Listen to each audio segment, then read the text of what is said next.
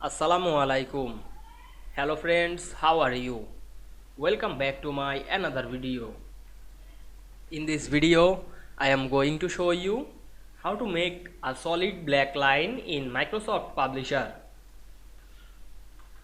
Let's get started. Firstly, we have to open a Publisher document.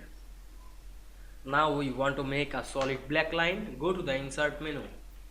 Then we can see here many options. We find and select the shapes option. Then we go to the line section and select a line. Then draw this line. Press shift on our keyboard. You can draw this line horizontally or vertically. Now I draw this line horizontally. Then go to the shape format menu. Click shape outline. You can change the color black. Go back again this option and increase the white. Now we can see we make a solid black line this publisher document very easily. I hope you enjoyed the video. Please like, comment, share and subscribe my channel. Thanks for watching.